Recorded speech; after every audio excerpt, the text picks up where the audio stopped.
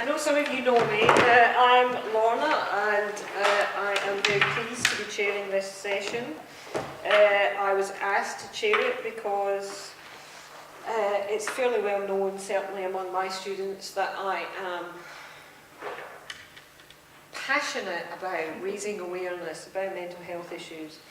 And I guess that's partly because I've suffered from depression and anxiety most of my life. I always say depression and anxiety. My GP always says anxiety with depression. I'm not really sure what that means, but you know. I'm sure I could list all of the mental health issues I've had in my whole life, but that would take quite a long time, so I won't. I'm sure all of you know the statistics about mental health issues and the kind of mental health crisis in universities, and I'm here to tell you that this is as prevalent among staff as it is among students, so we're kind of all in this together. So if we go down the line and maybe say who you are, what you do, and why, I think it's pretty obvious, but say why we think raising awareness of mental health issues is particularly important. Hi, I'm Emily, so I'm the current coordinator for Northampton Nightline. I also a volunteer trainee counsellor for Mind Young Keens, and I was a helpline volunteer for the Rape and Sexual Violence Project in Birmingham. I think it's really important to raise awareness of mental illness because it's about trying to reduce the stigma that a lot of people still attach to mental illness. I think a lot of people see it as quite taboo and are frightened about speaking out about it, particularly if you have a mental health problem. Trying to find support for it, trying to find someone who you can trust to talk about it can be really challenging. So that's part of what we do at Nightline, trying to provide that space that you can contact us anonymous, and we keep anything you say confidential. So yeah, that's what we do. Hi everyone, I'm Rachel Evenden. I'm one of the full-time lecturers here in the Psychology department, and I teach some of the counselling modules. I'm also an integrative therapist, and I work at the Lowdown on a Monday, so seeing lots of clients with mental health needs. Like Lorna said, I think a lot of my students, some of you in the audience, I'm extremely passionate about raising awareness about mental health problems and well-being in general. And I think Emily also mentioned that it's really important that we focus on how this is an issue for students and staff members, particularly as we're moving to Waterside as well. So I just want to raise a few points about that tonight, about how we're going to look after everybody when we make that change.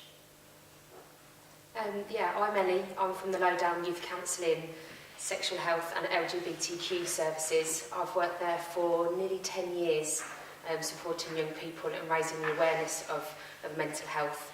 We support about 300 individuals each year with lots of different issues, but we see about 1,700 counselling sessions that we give out to young people, and that's including, we have the LGBTQ services.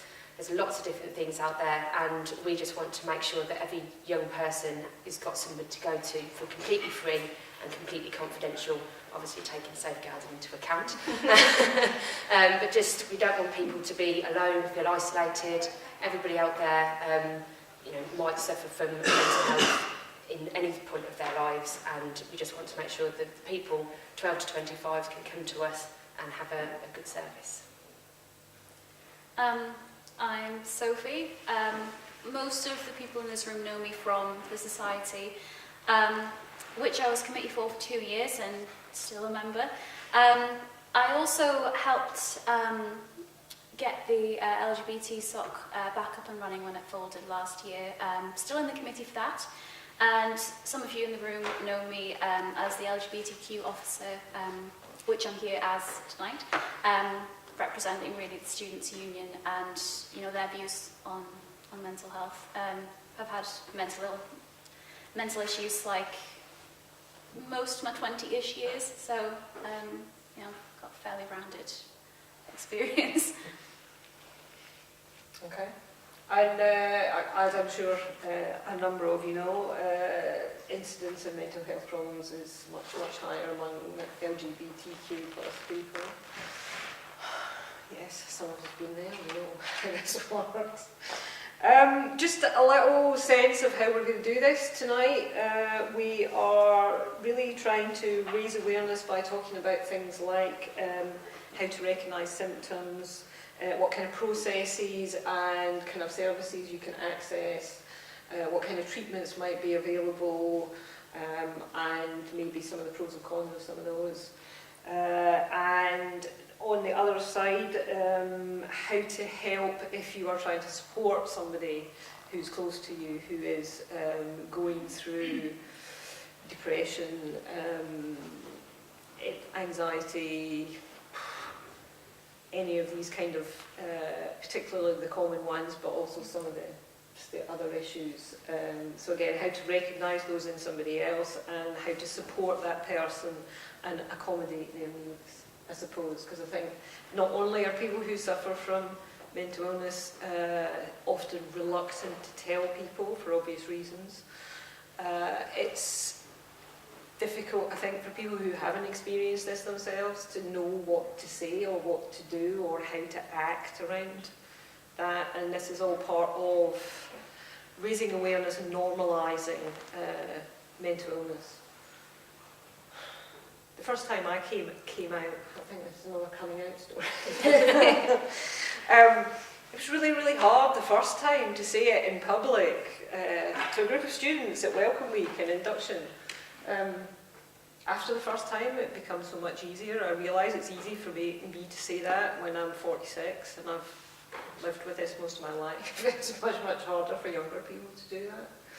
But I think the more people who can talk about it, the more normalised it becomes. Okay, I'm trying not to talk too much, but it never works. So, we want to go again, maybe, we'll start the other end this time. Oh, I've got my teacher hat on. What kind of mental health issues do you think are maybe highly common, less common among university students? I mean, anxiety and depression they tend to be the most common among not just uni students, but just the general public. I think one of my therapists described it as the common cold of mental illness, which is, both funny and kind of degrading at the same time. But there's also, ones that are common but not as well known about. So say things like bipolar or anything along those lines as well.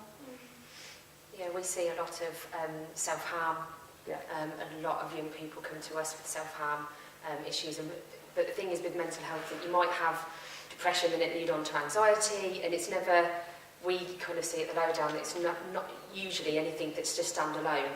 Things can trickle into something else, and if you don't catch it early, say catch it, but that doesn't mean prevention and intervention is huge for these issues and for anybody needing help out there. So self-harm can start off by being something quite minor, but then it can, with anxiety and with depression and everything, can lead on to something that can be quite serious.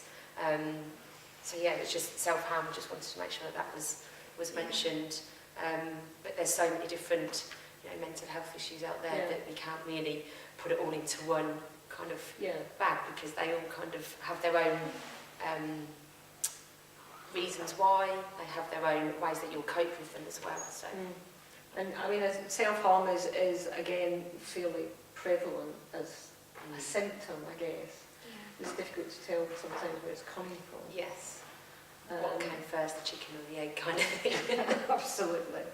And yeah, I mean, when I was your age, certainly self-harm was a thing among teenagers. And it still is, obviously, to a greater or lesser extent. People's experience of it might vary, but the knowledge of self-harm is coming up now, so people do feel a lot more comfortable to be able to say that they are self-harming, and there's a lot more support systems in place that you can use if you are self-harming out there or need to kind of have that support and speak to somebody. So that's really good of why mental health is being risen in. I didn't even know it was called self-harm when I was doing it. No. These things didn't have names then. But I think it's important to say that I think self-harm is normally linked to another form of mental health illness, and the self-harm is seen as a coping mechanism. And I guess you've got to give, you know, people that self-harm some validation that they're trying to survive. That's their way of coping. So for them, although we may see it as something maladaptive and it is harmful in nature, them being able to voice and say they do it is showing us that they're trying to cope, and we can then look at what else is going on and what the underlying cause is.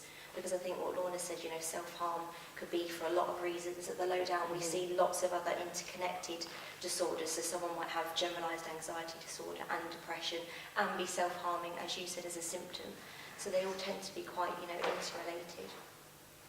No, you're probably right. I did wonder whether it was pathologisation to call it a symptom. It's also, it is a coping mechanism, I think, for a lot of people, certainly that I've spoken to about it. Yeah, and it's not, you know, with the intent to, you know, kill themselves. Sometimes it is just a way of coping.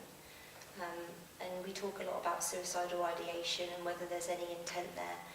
And I think self-harm's a tricky one because although we see it as a coping mechanism, there is also that degree of someone can take it too far. So just being able to talk about it and say, yeah, I am self-harming and this is how often I do it and this is when I do it is really important, that normalisation that we were talking about earlier. It's finding those triggers, as you say, you know, what is triggering off the reason why they self-harm, and sometimes people don't realise what those triggers are. So speaking to somebody, you know, can really help support with that.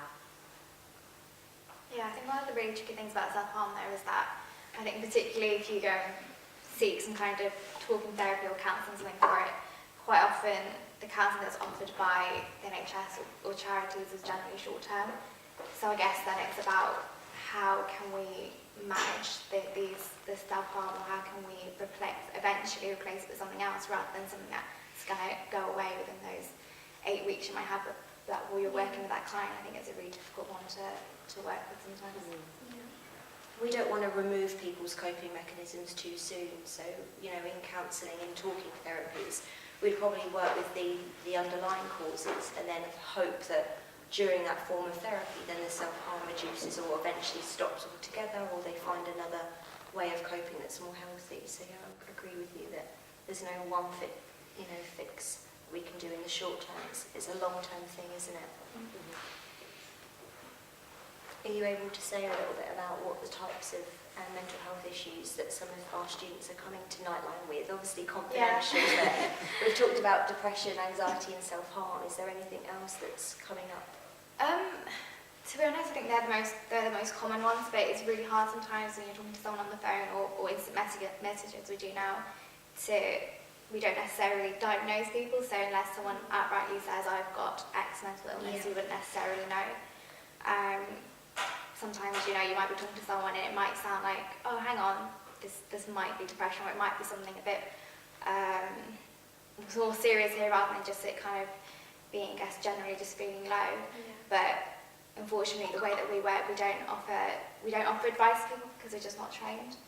So we can signpost people. We can maybe suggest that, oh, hang on, we've got numbers for these other services. You might be able to, I guess, be a bit more directive and advisory of whatever it is you're struggling with.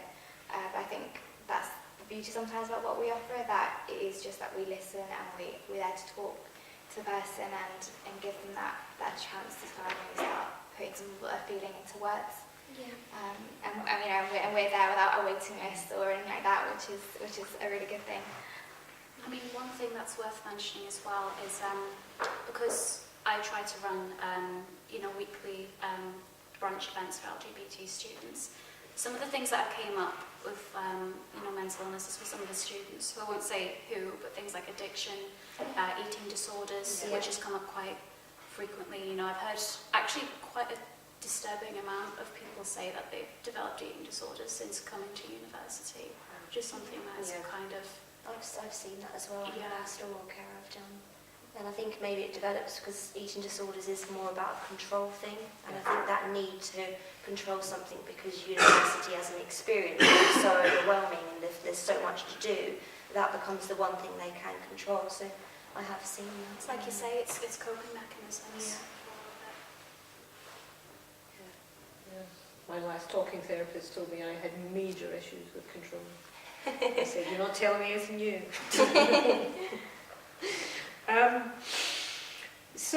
And I know there's kind of a fine line between people self-diagnosing and maybe getting it wrong, and kind of maybe assuming that somebody has a particular problem when they don't know even if they've got that problem. But do you want to say a bit about what the most common signs are that somebody might have some kind of mental health problem?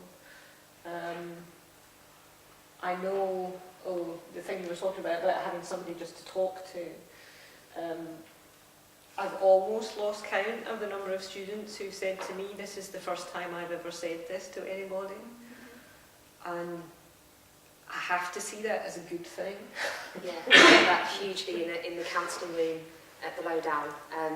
That somebody's telling you something that they have never told anybody else, and they need to have that confidentiality and that trust in you as a counsellor, as an organisation, whoever you go to get that support needs to kind of be able to feel comfortable. And the biggest feedback that we get is that it's somebody that's not involved in the situation. So we're not sometimes it's difficult to talk to lecturers or teachers, we're not friends, etc. We're somebody that is, removed, they can talk to quite honestly and openly about what they're talking about, what they need to talk to about, and, things are not going to be then we have to go and have dinner with somebody and then think, are they still thinking about what I said a couple of weeks ago? Do they still think this and that? So we, having somebody that is, slightly removed from the situation has always been good feedback at the Lowdown. And I did comment at various points when we were putting this panel together that there's a whole lineup of women here, which doesn't seem to be a coincidence. I just wanted to say to those of you who are students out there, I know some departments don't have a lot of female members of staff, and I can understand that female students might prefer to talk to a female member of staff, just in terms of those kind of safety issues. That doesn't mean male members of staff won't be sympathetic. It doesn't actually mean that female members of staff will be that sympathetic. I think a lot of students in the past certainly have come to me because they think I am a bit... I'm definitely not mum. And that, because when somebody's really sympathetic and you think, no, don't do that, and you're just going to dissolve. Let it break down. Yeah. And I think some people quite like that slightly hands-off approach, but maybe that's just me. Yeah. But to answer your question with symptoms, it can be, feeling withdrawn, people being a bit more isolated. Because as we've mentioned, there's lots of different mental health issues, so there's always going to be different symptoms for different ones. But if you notice within anybody that they, are becoming a little bit more withdrawn from you, not being able to talk, it could be weight loss, it could be sleeping, deprivation of sleep, and also sleeping too much sometimes, getting into involving more alcohol, more drugs, weight loss. There's lots of different things that can might be a symptom of them not feeling okay about what's going on. I think one of the things that comes to mind that has really stuck with me that someone has said when I've been to see various people is, if there's something in your life you're making excuses for, then you have an issue with it. So say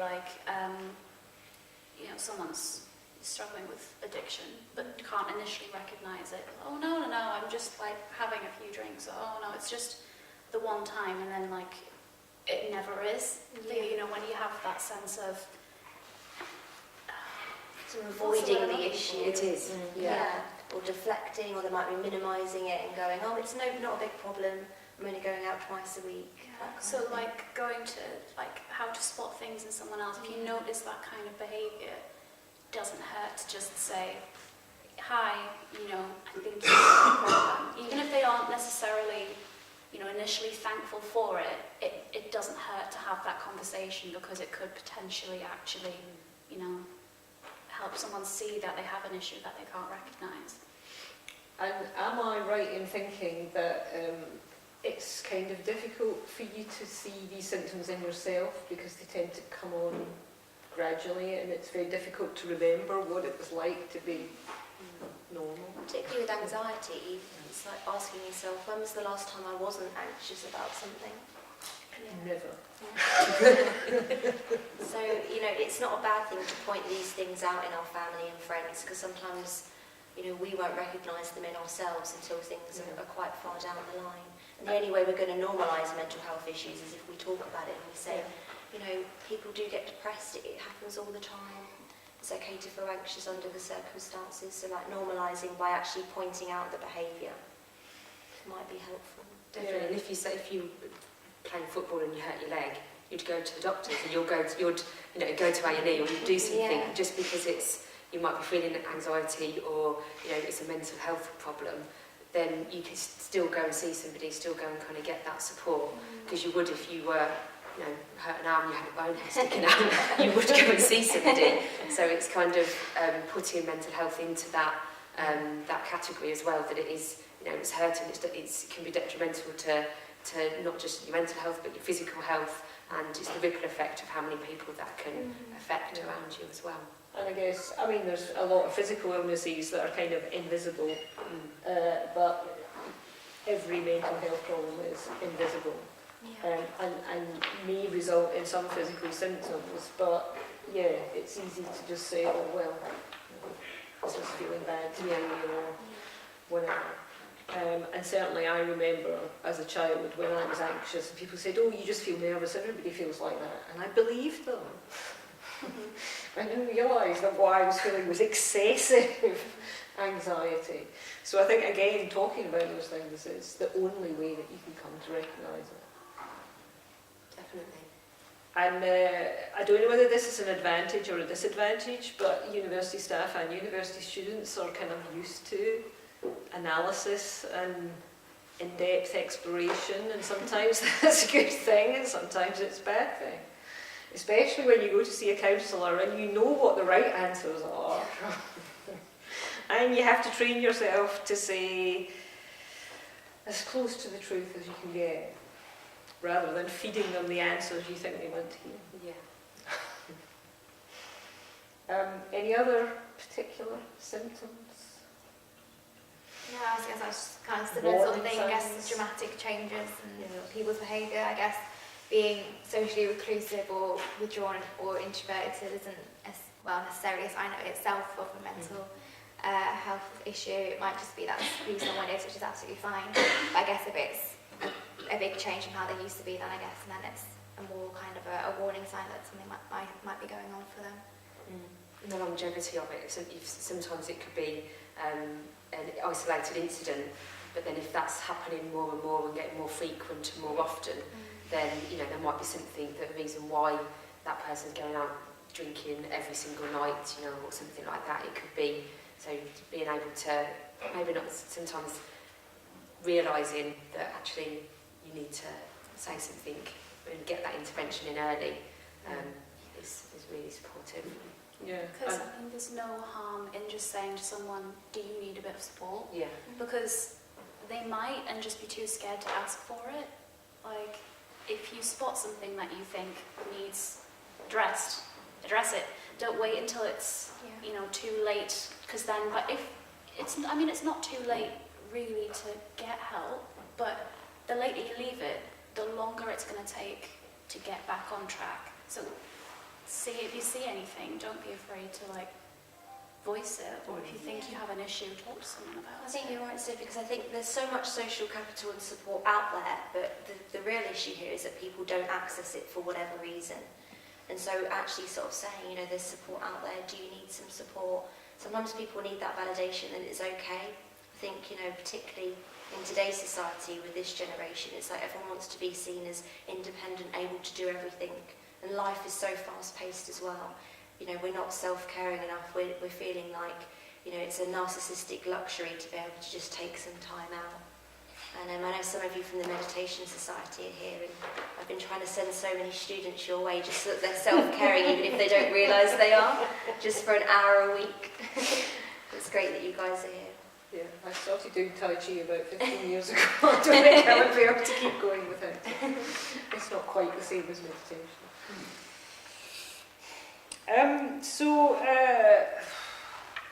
What might be the first steps once somebody's either recognised those symptoms in themselves or in somebody that they might be quite close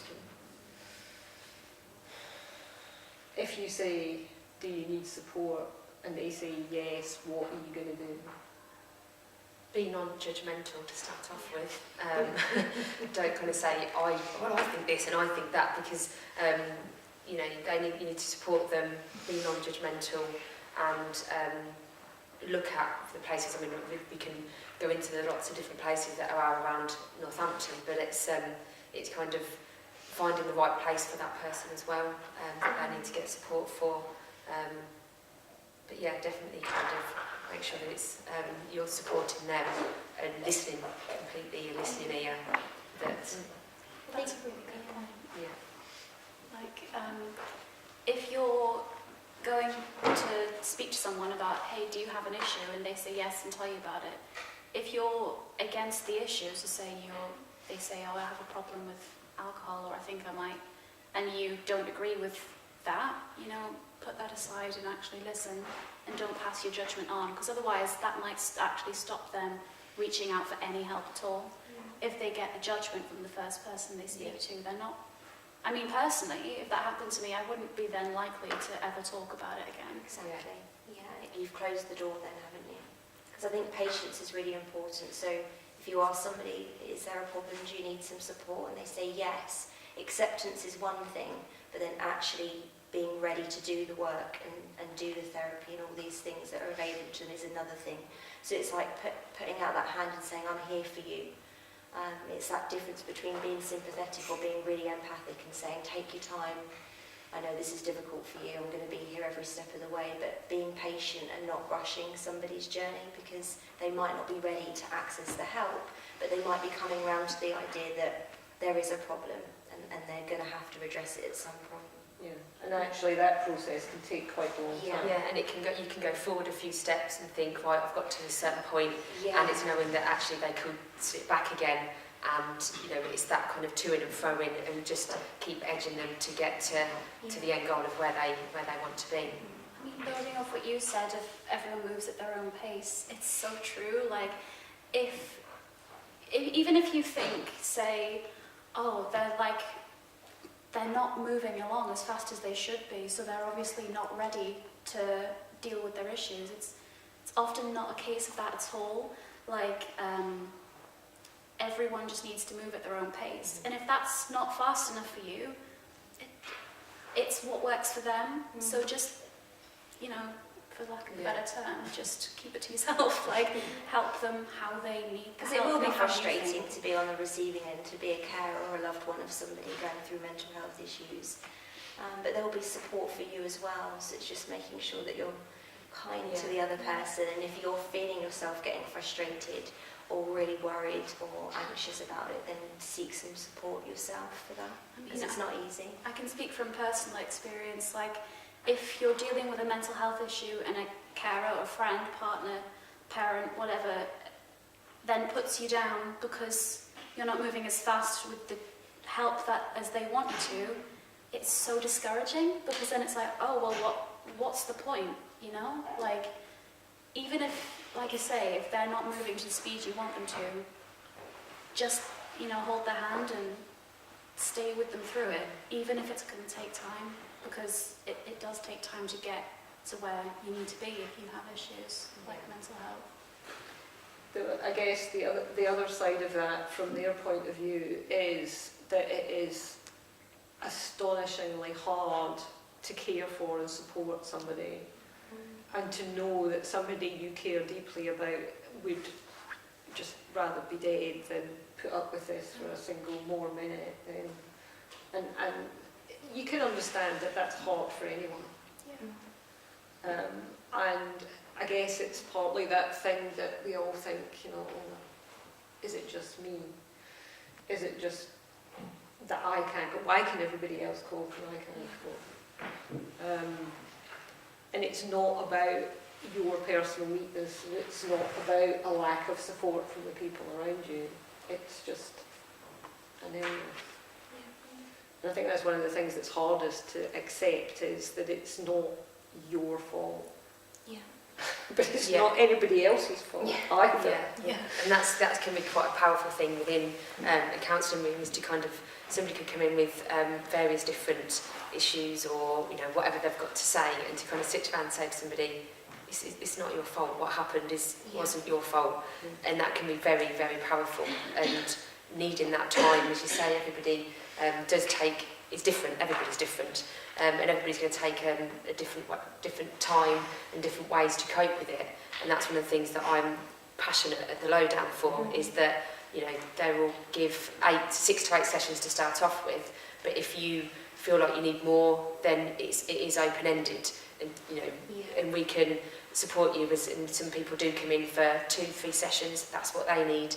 Some people come in for 20 sessions because that's what they need, and that's massive in the mental health support system, that it's not 4 sessions, that's it, done, 4 sessions, that's it, done, because everybody is different and everybody needs that time to progress through whatever they need to talk about. And Ellie will tell you that the way in which the Lowdown works is very person-centred, so when the clients come in, they can decide what they want to work with. The counsellors act more as the facilitators, and that can be really empowering, just the style of therapy where they can bring whatever they want, and we can go at a pace that's right for them. Yeah, because we get parents that refer to us, and a parent can come to the introductory session and say, well, my son has got depression and he's got anxiety and he's got this, this and this. The son comes in and is like, being bullied because of something else, and it's about that individual person, about what they want to speak about, rather than whatever somebody else thinks is wrong with you. And that can be, you have to, it is all person-centred. It's about that you, or the person, whoever it is in that counselling room, and how they want to deal with things. Yeah, and I guess one of the other difficulties in my experience of experiencing it myself, but also with dealing with other people, that people particularly with depression and anxiety perhaps, but a lot of mental illnesses, are really, really good at hiding it. And I do think people who've never suffered from these things think, people with depression go around crying all the time or looking sad, and that's by no means the case. And social anxiety and generalised anxiety disorder is the same thing. You can't look at somebody and know that's a lot of comedians suffer with depression. Absolutely. Yeah. So I think that's another thing, that you need to get over those kind of, I guess it's a kind of protective camouflage. And that's, it's another kind of coping mechanism. Yeah. That you have your game face, and then you go and cry behind closed doors. Oh yes, that was recognition. I'm sure there isn't a professional woman who hasn't cried in the toilets at least once in a while. Yes. And the worst thing that somebody can say to you is, just be happy. Why can't you just be happy? Like, So that's not as easy. It's not as easy as that. And I think, for people who haven't been there, that's one of the hardest things, is that you don't ever want to feel like this, because nobody would want to feel like this. If you could magically not be like that, you would be.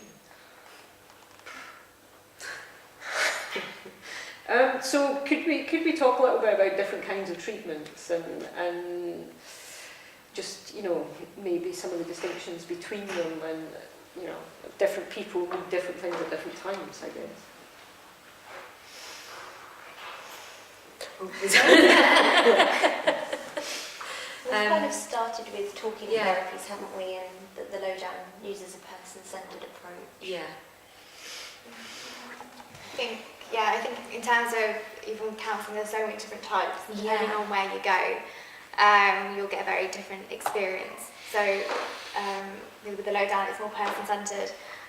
Where I do my placement in Milton Keynes, it's unfortunately can only offer 8 sessions, so it has to be, it's dependent on the counsellor you get on their modality, but it often has to be more kind of solution focused, and I guess kind of more working towards management rather than necessarily always being able to get to the root problem and being able to deal with that. Sometimes it's more of a case of just beginning to be able to talk about whatever it is the client is having problems with, and then trying to find a better way of managing whatever those issues are. Unfortunately, 8 sessions isn't enough to get to the root problem always, and being able to uncover all of that and deal with that. I guess that's one of the restrictions sometimes with things like the NHS and NHS related counselling. There isn't always that flexibility to work person-centredly always. Yeah, I guess just like there's stigmas and stereotypes attached to mental health illness, there is about counselling as well. Everyone's got an idea of what they think counselling might be like. And the only thing I can say is it's so much more versatile than it's ever been. There's so many different types of counselling. Emily's mentioned how mind work, we know how the Lowdown works. There's so many different types of orientation that counsellors can adopt, and we are becoming more integrative. So, we're using medication and antidepressants, but normally with a talking therapy or something holistic like meditation. So we are kind of becoming a little bit more versatile and branching out into different forms of therapy, because we understand there's no one-fits-all model. There's not going to be that one treatment that's going to, help everybody that suffers with mental health illness. And there's so many different types of mental health problems as well. So I guess if you find something that works for you, and if you do go to a counsellor and it's not what you thought it was going to be, it hasn't worked, not being scared to try something else and find another form of therapy. Yeah, so the Lowdown would do an introductory session. So if somebody wanted to access us as a service, we'd do a half an hour introductory session to start off with, to explain about confidentiality, go through some policies and health and safety kind of things, which is a bit boring. But then it gives them a chance to ask us any questions and talk about why they want to come down to the Lowdown. And that's something that when I do my introductory sessions, a lot of people think that going to see a counsellor is going to be a 50-year-old man in a suit laying them down on a couch, just what you see in American films. That's not what we are, and it's good to kind of have that first point of call to make sure that that they feel comfortable, that they want to kind of be there to get the support. Some people don't feel like they're ready, but you need to have, when we explain that some people like to write things down, some people like to draw, some people like to paint, we're quite open to how people want to express themselves, because not everybody wants to sit and just talk. So there's lots of different ways. So if you're thinking, oh no, that's not for me, I wouldn't be able to know where to start, then there's lots of different ways to start off by people off, and different ways of expressing how you are and what you want to say. I mean, there's no harm in getting, advice and help from a few different therapists. Like, it sometimes takes a bit of trial and error to get Exactly. The treatment that you find works for you, and also the counsellor that you have a bond with. Like, the bond between a counsellor and yourself is just as important really as the therapy in many ways. But as well as that, different techniques work for different people, like you're saying. Like, I've seen quite a few different mental health nurses, therapists and whatnot. But actually one of the best bits of advice I've had was from Samaritans, and they were like, keep a mood diary, because sometimes when you go to your appointments you're feeling a bit better than you were a few days before, and so if you write these things down, you can then have it also exactly, and it's quite therapeutic, at least for me, to write. Other people, like I say, might want to paint, draw, play music, anything, walk, hike, anything. Until they're ready to talk. So doing other forms of therapy that are more creative can really help people have the space to start processing what's going on for them, and particularly depression. Sometimes you're so futile by that point and motivation's so low that there isn't really the level of motivation that's needed to be able to really engage in a talking therapy. So art therapy, I've found, has been really beneficial for my clients that have had moderate to severe depression, and then once the antidepressants have kicked in and they're feeling like they're able to do something else, then we've integrated more of a talking therapy in. So lots of different creative therapies might work as well. Yeah, and Mind as well. I think most minds that offer counselling also offer wellbeing courses, mindfulness courses, and they're also free, and they tend to kind of be a few weeks long. And they might be, say, in a group, learning how to kind of breathing exercises to relax you. It might be more one-on-ones and mentoring, which is a bit more directed than in what counselling might be. So it's all about, I guess, providing the best support that's works for you. I guess going on from things like Samaritans as well, like same as Nightline, we're a helpline So you can access us, whenever we're open, there's no kind of waiting list, which is really nice. So for example, if you're waiting for counselling or some other kind of therapy, helplines are there to kind of almost get you through until you have opportunity to kind of see whoever it is you've got an appointment with. So I know, when I was a helpline volunteer for the Rape and Sexual Violence Project, that was a lot of what we used to do, is talking to people who are waiting to have counselling. So it can be a really useful service in the kind of meantime. Yeah. And it can be really frustrating. We're very conscious of the fact that there is a lot of people out there that want to access services like Lowdown. We're not. There's other services in the county that offer similar things to us, and there's waiting lists of people, and we're really trying to up our capacities and things like that to get the support out there, because from somebody saying, right, I want to see a counsellor, I'm ready to do it, and then having to wait, say if you're with CAMS, can be a year. Then that issue can really, really snowball.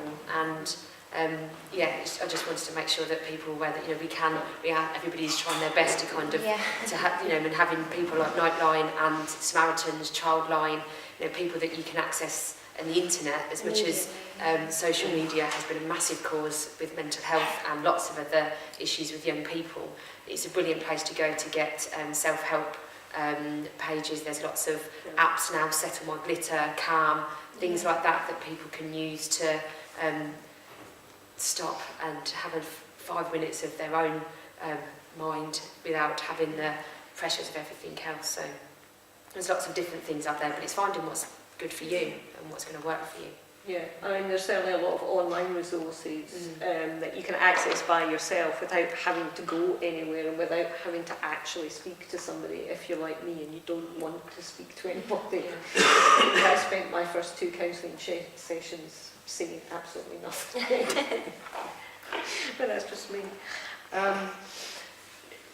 Could we say a little bit about medication? I don't know whether it's just my age, but I was quite against going on any medication. I think from talking to other people that other people sometimes have these reservations about it. This could start quite a debate. I definitely did. I did not want to go on medication, and I was offered it for the first 4 years of my diagnosis and actively refused it until they went, no, you need to at least try this. And I have, and it works and it doesn't, and it takes so much time to get the right balance that it just is a battle.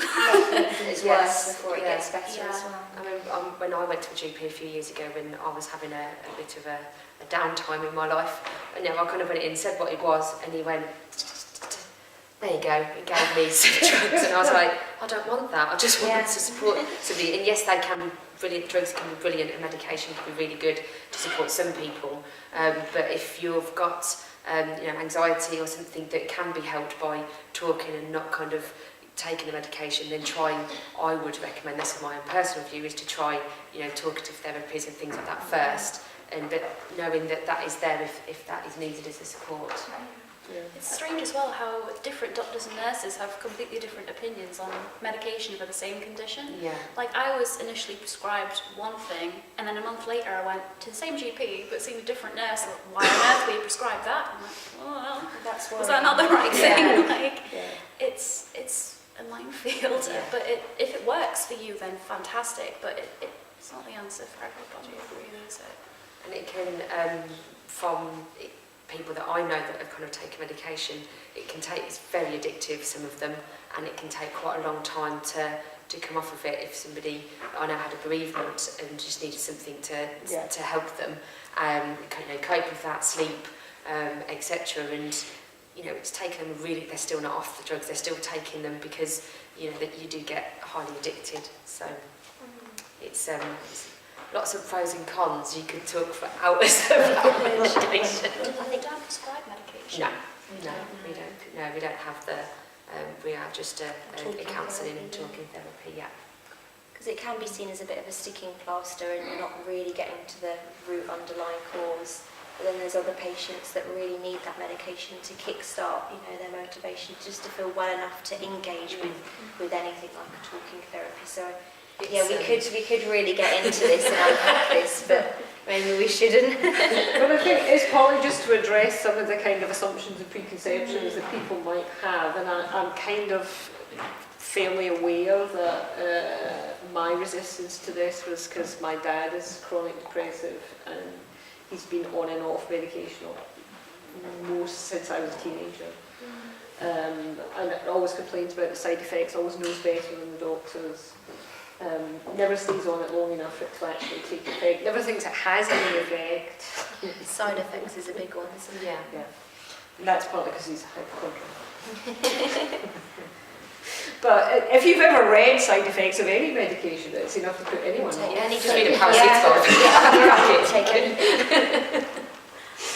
And I guess it's also sometimes very difficult to know what might be a side effect and what actually might be a symptom. Particularly, perhaps, from my own experience, something like anxiety. It's very difficult to know what's a symptom and what's a side effect because a lot of them are very similar.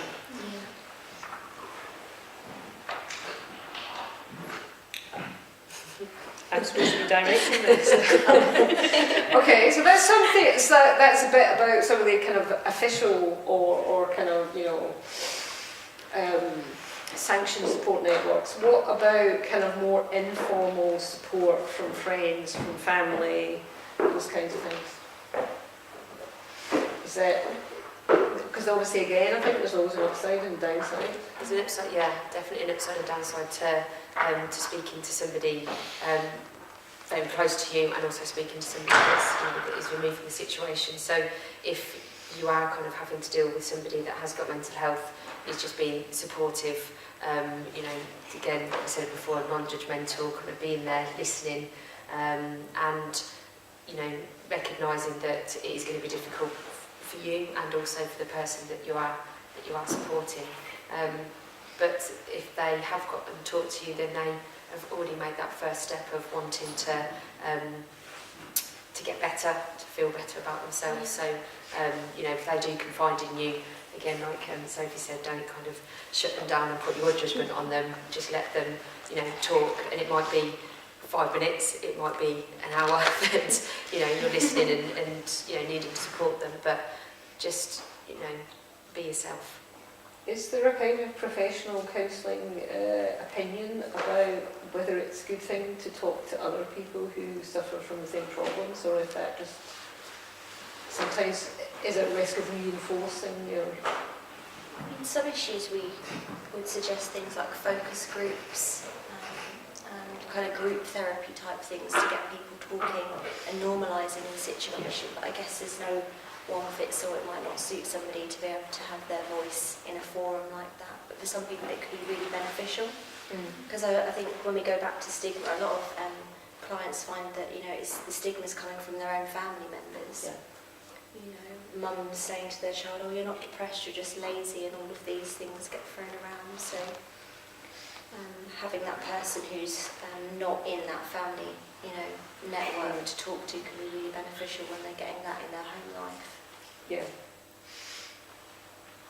So I'm thinking again about having grown up with my dad. I always said I was never going to turn out like that. And here I am.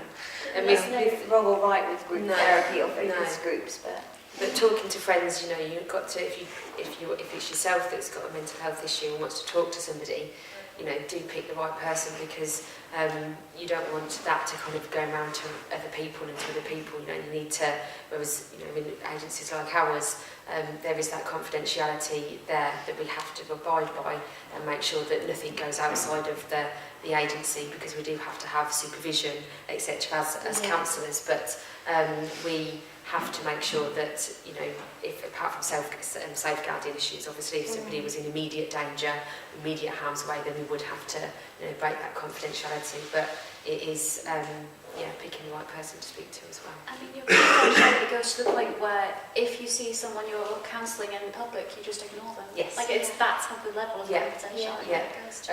What we say when we have the introductory session, if you see anybody that works for Lowdown, whether it's myself or Rachel, if you see somebody in the street, in your local pub, anything like that, we won't say hello to you.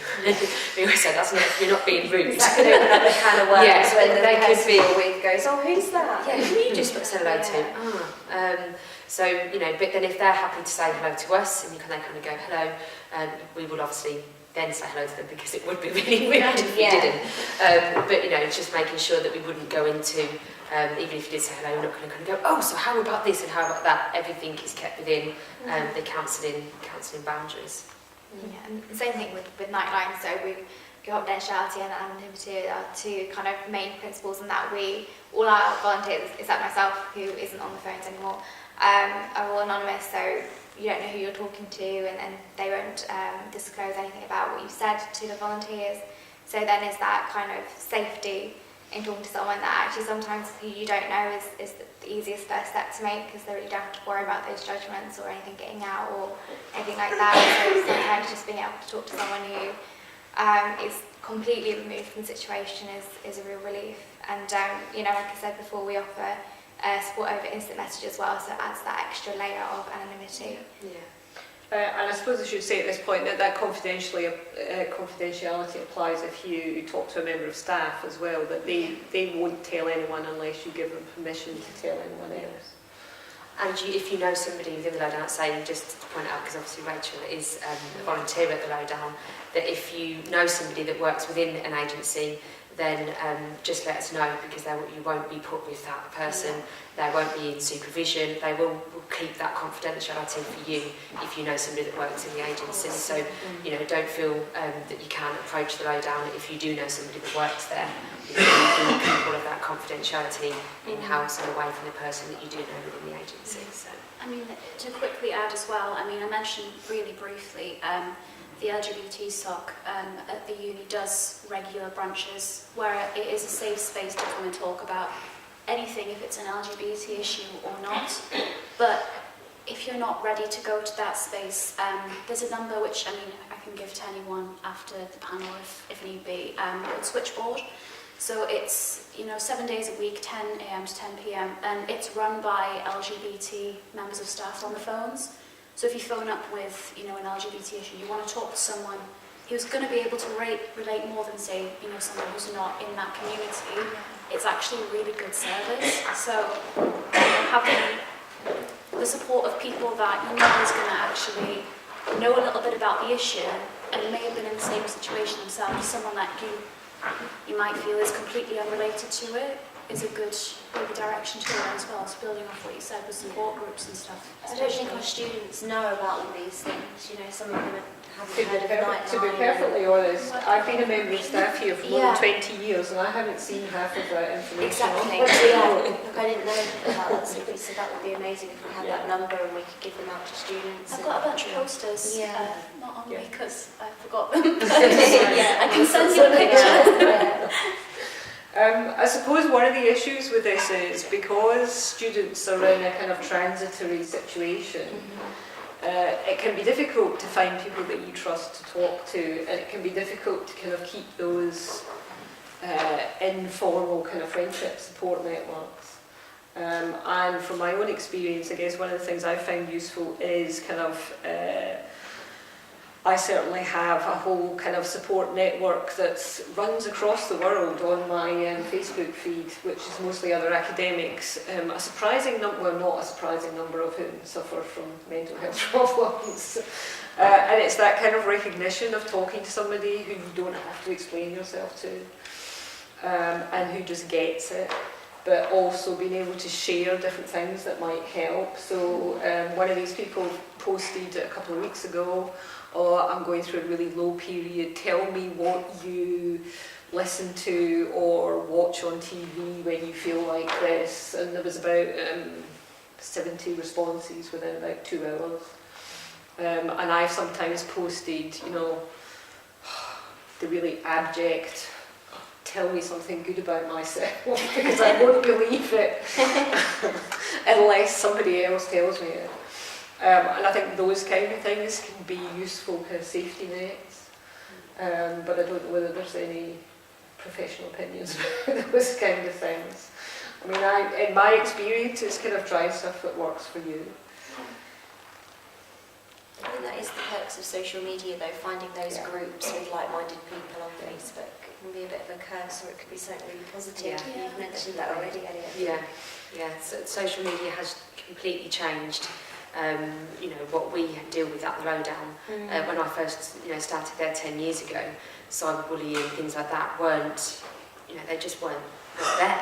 But now the pressures with Instagram, Snapchat, everything, there's people that have to have a thread or something on Snapchat, and if you don't contact somebody in a certain every day, and that was their pressure, and it's a curse or I haven't got the thing is, but it's either good or bad basically with social media. But there are some fantastic sites out there. There's some fantastic places to go and get support. It's just making sure you pick the registered ones and the private ones that you're not going to kind of see what you've said on social media. Once it's out there, you can't take it back, really. So Yeah. to be careful, particularly when you want to become a professional and you're all students wanting to kind of graduate. Big Brother's watching, and I think you need to be careful what you put out there on Facebook. But it can be really beneficial when you use those closed groups and you can bounce ideas around, like Lorna said. I mean, the thing with social media, or just internet forum in general, is there isn't any inflection in what you write. So if you have quite a negative monologue, say, in your head, if you read something that's maybe worded in a negative way, you're going to see it in a negative way just because of your personality and mental health issues that you might have. So, I mean, maybe avoid it unless you feel like you can actually handle it if you see something negative. But one of the best things that I've been told, if I'm going to really cheesily use this as an example, so being creative, my work's getting critiqued all the time, but instead of holding your work here in front of you, hold it here away from you. So the critiques are hitting the work, but they're not hitting you. And I don't know how to demonstrate that other than with a piece of paper. It seems to make sense. Well, it made sense, and I didn't sound awful. I kind of think about that in a slightly different way, is that once it's out, because I used to write just because I'm all about words, and once you've written it down, it's not inside you anymore, it's out there. So you can allow it to take that pressure rather than to take it into yourself. Yeah, I couldn't distance myself from my work, and I've learned to do that since being at uni. Yeah. And I mean, being a journalist, you have to have such a thick skin anyway. Otherwise, what are you going to do? But it does help to think of it as aside from you and not part of you. And if you put something out there and it gets a negative response, don't take it personally. That person is critiquing the piece of work, and they're not critiquing you as a person, which is important to recognise, I think, sometimes, especially on social media as well, Instagram and all that jazz. It's not very real anyway. No, I mean, it's not, but it's a different issue. And I guess that's what one of my counsellors called the difference between emotional reasoning and logical reasoning. Because most of my anxiety comes from emotional reasoning. It doesn't mean I don't understand that intellectually it's not sound, but I can't help feeling it. So if we kind of wrap it up a bit, and we'll probably have time for a few questions, so that we don't end on an entirely negative note, can you each say something that you think is getting better and improving? I mean, I've got possibly the longest viewpoint on this, but if somebody else wants to start. I would say the better knowledge on issues, and the fact that more people are talking about mental health and about the specific issues and how they're dealing with it is helping other people. And when I was younger, mental health wasn't really there. It was, but it wasn't talked about. It was behind closed doors. It was something that was taboo subject. But dispelling all that stigma and having nights like this to talk about mental health and people being quite honest about themselves and what they've been through can only help other people. So that's one thing that I think that has really helped the mental health push, and politics and everything. There, people are listening now, hopefully, and more so, and it's going to get more money kind of put into it, and we'll be able to keep the services and get the capacities and be able to provide the services that we all want to put out there to support young people. The government are ploughing so much more money into interventions than ever before, so we can only really take that as a good sign. I guess from more of an academic perspective, rather than just treatments and interventions, we are looking more at kind of preventing mental health illness, how we can keep people well. And as a positive psychologist, some of the interventions that we use there is about focusing on what we're doing well, in society, and looking at how we can increase social support and accessibility and holistic treatments like meditation and all of these more creative approaches, so that people can, stay well and not dip into, at risk of having a mental health illness.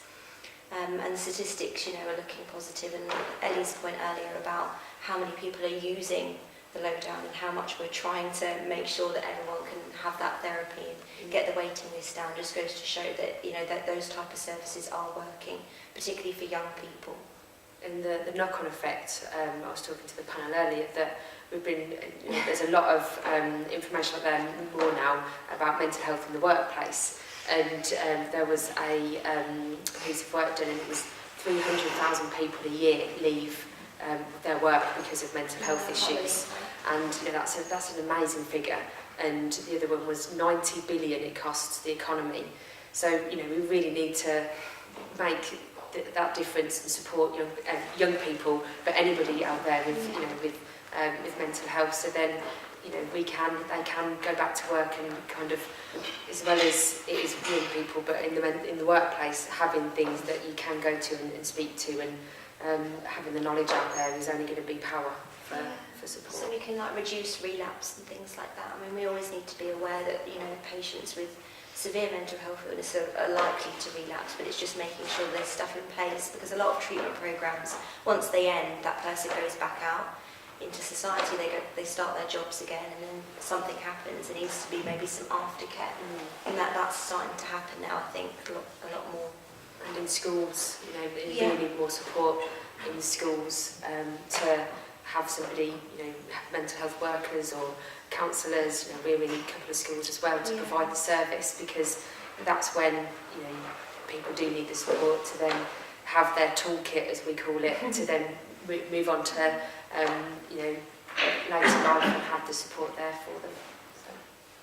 Yeah, I think kind of going on from that kind of, that I think there is slowly getting more and more recognition, and that from the government, I guess, that other support does help. It's not just CBT or medical interventions, things like mindfulness, things like counselling, and I guess other forms of therapy are also getting recognised as being helpful for people. So hopefully more and more money will get put towards interventions like that, rather than just the ones that have the most research behind them. Yeah. I mean, all I can really take from my experiences and my training and my own personal life, I guess, is things still have a long way to go, but they're getting there, and they're getting there at a pretty, a good speed. Speaking with LGBT issues, I guess, in particular, I can only really speak for a small amount of it, but it seems to have improved over the years that I can at least remember.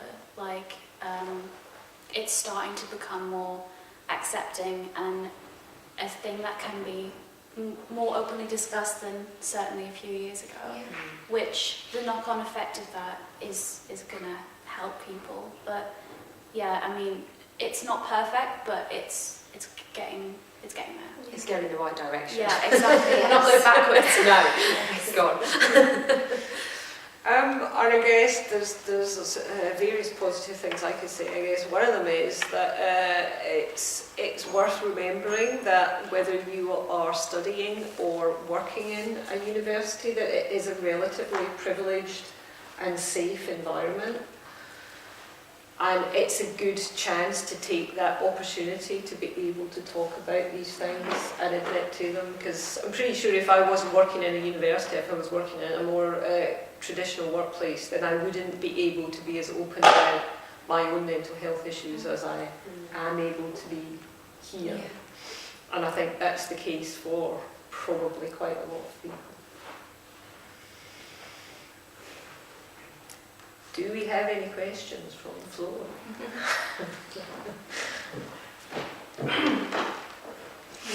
I had a question from a student who's kind of watched a little bit of the live stream I did, and I promised that I'd ask if we had time. So he wanted to know specifically about the Lowdown.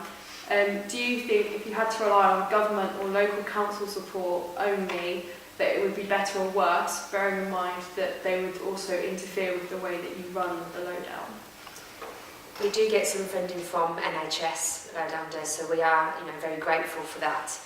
But as an independent charity, we're also looking for other people to sponsor us, to donate, kind of choose us as their charity for various different events. But it's difficult because we know what we want to give and what we want to provide, and having different the government or kind of NHS or anybody kind of saying, well, actually we want to provide this, and we're like, we can't kind of do that. We can't just give. We don't want to just give 8 sessions. We don't want to kind of just have certain counsellors there. We because we are a voluntary agency, so all of our counsellors are either students or they're volunteers, and we're passionate about kind of keeping our ethos going, and it's been going for 30 years, so we're quite, we're quite hard, strong. I hope that answers the question.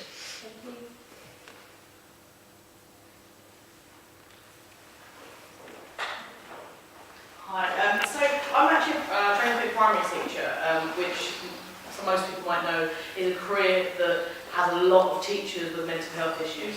Have you got any sort of day-to-day well-being that you could kind of recommend for teachers that don't really have the time to sort of take some time out? Yeah, teachers are renowned for having burnout, and it's also called compassion fatigue for counsellors and psychotherapists. I guess things like mindfulness, the interesting thing in clinical settings is that it started off using them with service users, and then the staff went, we're seeing a massive change in our service users' behaviours and feelings, and they started doing it with the staff members. I know St Andrew's Mental Health Hospital does it. So it would be great if we could see that in schools, where there was like block periods in the teaching week for teachers to do meditation and mindfulness-based approaches. That would be great. If I'm allowed to say as well, obviously I'm not a teacher, but my mum was a primary school teacher, and also she taught in an SEN school as well. Self-care, even if it's just for 20 minutes of the day, made a huge difference to her life and her mental health issues, because she found it quite hard to not take her work home with her working in an SEN school especially. Even if it's something like painting your nails, having a bath, like, it's all simple little things that, at least for her, it helped, but day-to-day wise, you just, take a little bit of time in that day that you can spare and just spend it on yourself. Have a chocolate cake, like, have a glass of wine, like, do that little thing that actually makes you feel, relaxed and a little bit calmer, so then you can just decompress and just breathe, because at least for me in my job, working in a call centre, like, it's really valued to just have that little bit of time. So I don't know if that's any help at all. Also, offloading. Sometimes you can get so frustrated with what's happening in the day, and then that will build on to the next day, and then you're still frustrated about it, and then you think, that's still not changed. And so, venting, kind of talking, finding somebody out there, or if it's writing it down, doing some way kind of expressing it and kind of releasing that anger. It might be kickboxing, it might be going to the gym, and having that self-care, but doing something that is going to offload and kind of get it out of the head, put it onto a piece of paper, or kind of, vent to your partner, vent to the car, do something, but kind of getting it out, because the knock-on effect of things kind of being annoying or being chaotic will then trigger and concern. So I would say, yeah, offloading and debriefing. And giving yourself permission to do it, because it might feel a bit alien at first, and then you might get out of the habit. So even like setting an alarm, that's your 15 minutes each day, and not beating yourself up because you're giving to everyone else, but you're not saving any time for yourself. And you can't help these kids if you're not where you need to be yourself. Yeah. I think as somebody who has a fairly irregular timetable of work, and not a lot of extra time during the week or on a work day, you can find some meditation exercises and breathing exercises that you can do for just 5 minutes that will help. But you probably, certainly at the beginning, I certainly find that if you schedule it in, because otherwise you just never do it. Because you wait till you feel like doing it and you never feel like doing it. So you have to force yourself to get into a routine of doing it at a particular point in the day, when you can find that 5 minutes or 10 minutes, as much as you can manage.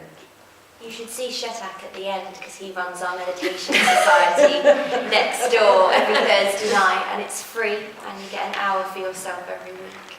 And I'd highly recommend it. Oh, you were first. Okay, yeah. So my question kind of like ended up in my head split into two. Apologies for that. It came from like a term used earlier about normalising mental health. So like the first part of it in my head was like, how to make it so normalising isn't making sure that someone's identity becomes their mental health. Because I know that a lot of people have that issue where they feel like they no longer become themselves, but become the mental illness that they have. So they then feel like they are depression, they are anxiety, rather than themselves being a person, themselves being a name. Labelling, I don't think is the way to go. Yeah, and then the second is how do we make sure that, say, once mental health is normalised, how do we make sure it's not like romanticised, whether it's like by people in general or by media or by social media as well? Like, how do we make sure that sort of doesn't happen through I think that's movies and happening. TV I've read and lots of music? articles about self-harm being kind of romanticised and things like that. I've heard stuff about that. We've had instances where there was a group of 3 friends, 2 were self-harming and the other one wasn't. So she started self-harming to kind of fit in, and that's, I just think that's really sad to kind of, because like you say, that then they started to become the mental health issue rather than being, their own individual kind of person. So it's difficult because, if you are feeling that and you have got a mental health issue, but you don't want to kind of, pigeon people into a certain hole and kind of peg them into that, because they are lots of other things as well. They're not just that, depressed. They've got so much other things around them and who they are, what they do, but that's just something that they're unfortunately having to live with. That perhaps caused more mental health issues because of it. Like then the peer pressure of that makes them then perhaps feel anxious and perhaps feel like they need to fit in more with their friends, that perhaps build some mental health issues of their own. I mean, I suppose normalising may not be the right word, and anybody that knows me knows that I don't want to be normal by any stretch of the imagination. I have my t-shirt on that says normal people scare me. Yeah. But it's part of this raising awareness to the point where it just becomes something that people know about. It's more informing people that Yeah. actually you're not alone, other people suffer from this. Yeah. It's about getting that balance, I think. And I think it's probably the same as the other kind of labels that people throw around. It's like, people say they don't want to be known as a female film director or a LGBTQ spokesperson or anything like that, but there's a certain amount of that you have to do until you can dispense with those kind of labels. That's just my personal opinion. Rebecca, have you given up now? So next year we're getting a welfare sabbatical officer in the Students' Union. So kind of my question is, what, as an SU, because we're kind of moving towards a very welfare-focused future, is how can we like help with you guys if it's like Lowdown or the university lectures? So what can we kind of do to help support you guys, or you can support us? How can we have that link, and what can we do in the future with it? It's a really good question, because we've spoke about this earlier on. We are all moving to Waterside, and although we don't know an awful lot, we probably know as much as you guys. We are going to be hot desking and having no set offices, and we are concerned about when we would do pastoral care and how would we keep that confidential. Lorna made a really important point earlier that as lecturers, when you disclose stuff to us, we keep that confidential. The same as counselling services. So we're wondering what will happen, and if we could work or collaborate with the SU to have like a space where we could book that time out each week, where staff would be there to talk to students, or we had focus groups happening. That would make me feel a lot better about this situation. And I think it's partly just coordination and communication, some of it, because I think there's lots of people working towards the same end, but we're all doing it in our kind of individual silos, and it would be quite good to have a more coordinated effort, I think, and share information. From Lowdown's point of view, we, having nights like this that we can raise our profile is fantastic for one. We're also part of the Changemaker Hub, which I don't know if anybody you've heard of that, but we have been chosen for one of the media students to kind of get a video that we'll be able to promote ourselves, which again is fantastic. And we have students from the university that come to us, so we've already got really good links. I think it's the 7th of February next year, we've got a Wellbeing Wednesday, and we're going to be at the university doing chlamydia screening, because as well as the counselling, we also do sexual health services as well, and give out free condoms, pregnancy testing, chlamydia screening, and we have a nurse available for emergency contraception and ongoing contraception. So we're going to kind of be in the university, and we have had talks with them to say, with the university moving to Waterside is going to be a lot closer to where the Lowdown's based. How can we all work together to give you the support, because anybody can refer to Lowdown, can come to see us, but we want to have links with the university, to make sure that everybody is accessible and vice versa to the university as well. And Nightline is going to be at Waterside as well. So we are going to have an office. So we are also hoping to open more nights a week as well. At the moment we're open on Fridays, but we're hoping to boost our volunteer numbers, and by doing that we can open more nights. So hopefully that will happen as well. So yeah, we're going to be there, and also anyone can contact us, so students or staff. It's not just for students. Yeah, and if any students are looking to get involved with Nightline, we desperately need volunteers, so I'm sure you'll get Emily's contact. Or it's our website is just www.northampton.nightline.ac.uk, so check out all the information. You can volunteer, fill out the application form. We do really want more volunteers, so if you're keen, please do apply. I was just going to say as well that, and I know all of us, if you've got any ideas of how you could support us and do something with Lowdown, Nightline, anything, we're open and wanting to engage with the students, and open to any ideas that you might come up with. So just contact us. At the back. Yes. First of all, thank you so much for a wonderful discussion. When we talk about holistic approaches like mindfulness and meditation, these traditions always emphasize on having the ethical or moral discipline in your life when we talk in relation to the mental health. So what do you think? How much of the ethical aspect should also be promoted, or we are promoting? And what are your thoughts on that? So you mean the other aspect to the actual mindfulness the meditation aspect. practice? Yeah. Well, some of the things that I've done with you at Meditation Society has been kind of all getting together as a group and talking about our values and morals. So I feel like there's more to it than just downloading the apps and doing 5 minutes of mindfulness a day. I feel like it's a holistic approach in that sense, and that can be really useful for people accessing therapy.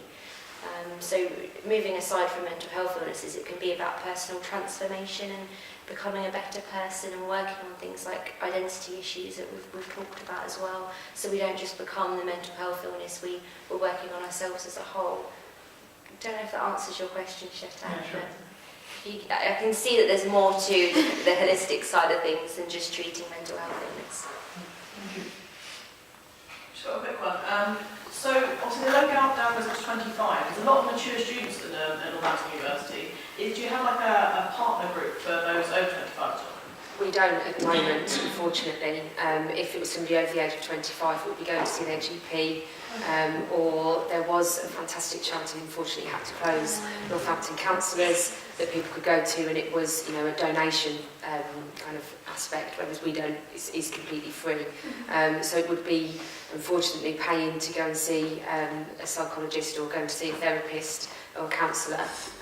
But that is something that, you know, it is needed out there, because not everybody can afford to go to see a counsellor, and it's and we're just thankful that we do see it at the age of 25, because a lot of young people's services stop at 18, and we've always been up to 25, but we are looking at maybe lowering our age, because a lot of people going up from secondary to primary to secondary, is starting from the age of 11.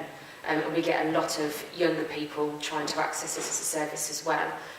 So we have to kind of, it's really hard when somebody who's 10 or 11 approaches us and says, you know, we need some counselling. So we are kind of looking at that, but it's, again, funding.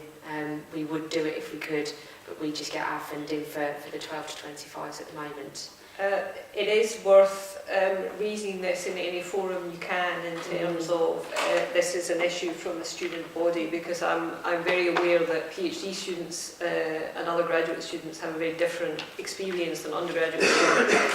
Particularly being a PhD student can be very isolating and just can kind of exacerbate some of these issues. And I think the more it comes from students, the more likely something is to be done about it. So that we can speak to our deans about these issues and things. If it's postgrads and mature students, you could always speak to the MSA. You can, like from the Students' Union, you can speak to postgrad reps and the mature student reps who, I mean, I'm sure would be more than happy to give you all their details.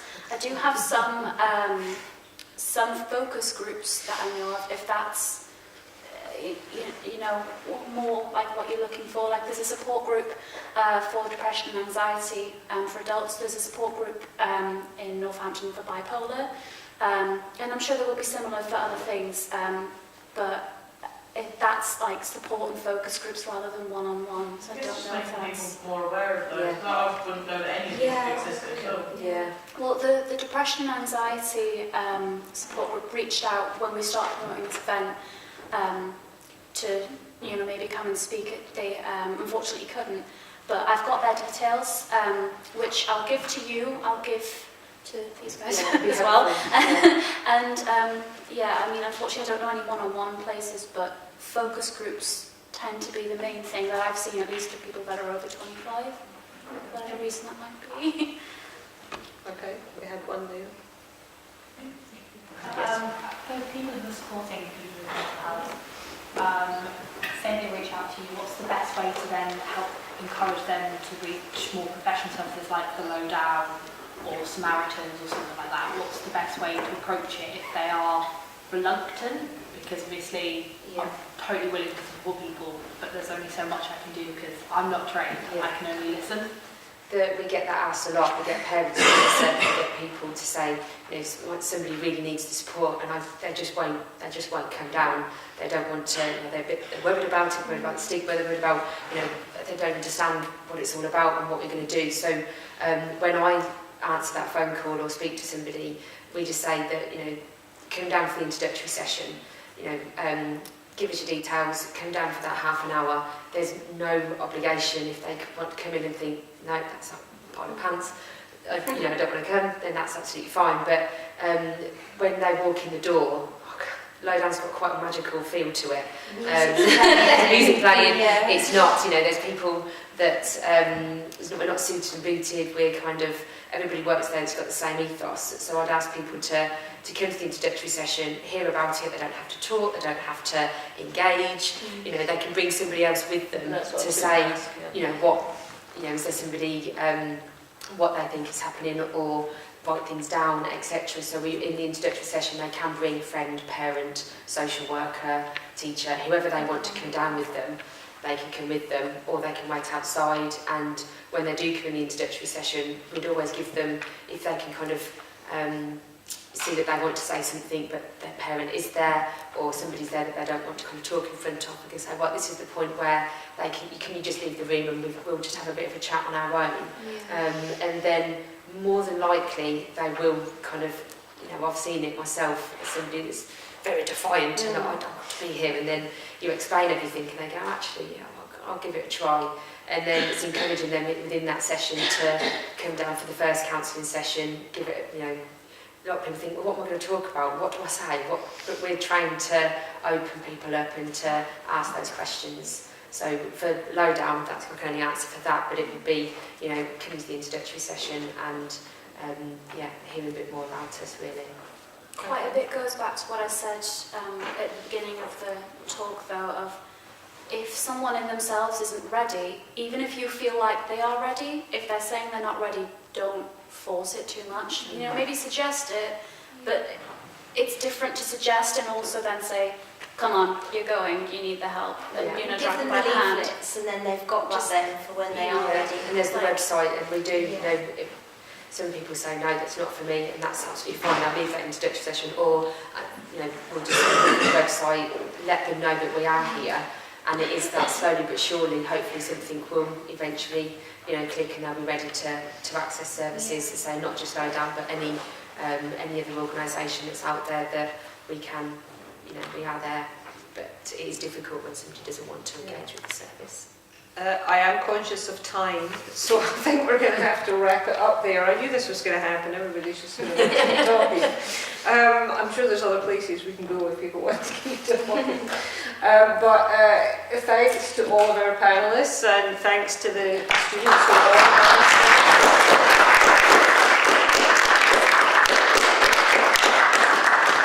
It's been both illuminating and refreshing. So, well done for putting it together. Yeah, well done. Yeah. And I really would say, if anybody has any suggestions of how we think staff or the university can make things better, then if you want to remain anonymous, go through student reps, go through the students' union, or go and tell somebody you trust to pass that along and try and get something done about it, because a great many of the staff who work here are A, aware of these issues, and B, want to do something about it. If you think the Students' Union in particular can do anything, please come and speak to me about it. I won't pass your name forward if you don't want me to, but I'm trying to get the staff to do it, so if I've got someone saying that they want it, then they're more likely to do it. So if you want, anybody needs to access the Lowdown, we've got, you can just Google us, but we've got lots of leaflets.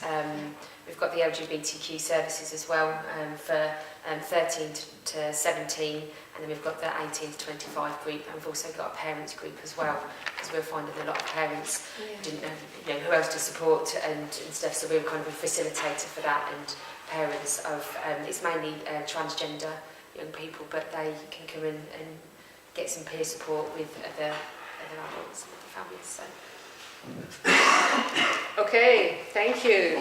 Thank you. Thank you.